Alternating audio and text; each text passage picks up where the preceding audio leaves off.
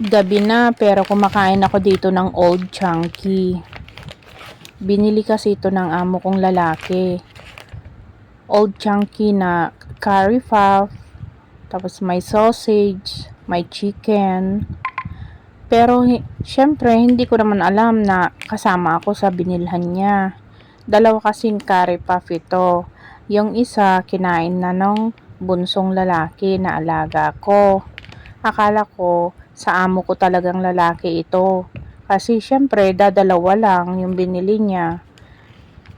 Hindi naman niya kasi sinabi na akin pala. Di syempre hindi ko naman kinain. Hanggat hindi naman nila sinasabi na para sa akin yung binili nila sa labas, hindi ko talaga yan kinakain. Kahit pa paborito ko yan, hindi ko talaga yan gagalawin. Hayaan ko lang na sabihin nila kung para sa akin, hindi ako nagtatanong.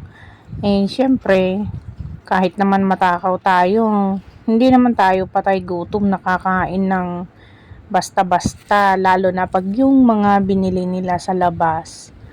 Yun na nga, sabi niya sa akin, nakita niya kasi sa fridge, sabi niya bakit daw hindi ko kinain.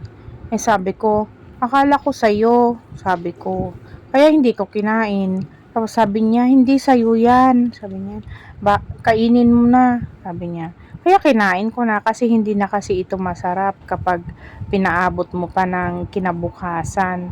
Kahit ininit mo siya, iba na yung lasa niya.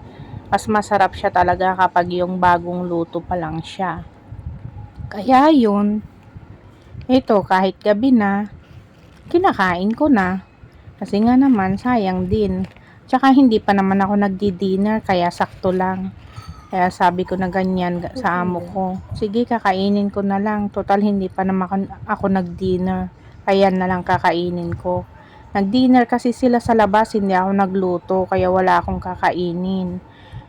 Ayaw ko naman ng kumain ng chicken kasi alam nyo na, parang lilipad na ako, tutubuan na ako ng pakpak. Everyday chicken kasi sila. Ako'y sawang-sawa na sa mga niluluto ko. Ang gusto ko lang talaga na chicken na niluluto ko na yung spicy. Pero yung mga iba, nawawalan na ako ng gana kahit masarap. Kaya, yun, mas gusto ko pa yung talbos ng kamote, nilagang okra, tortang talong, ensaladang talong. Ganun lang yung mga gusto kong inuulam na. Ayaw ko na ng mga karne. Nakakaumay pag araw-araw. Yun lang. Bye-bye. Good night sa inyo.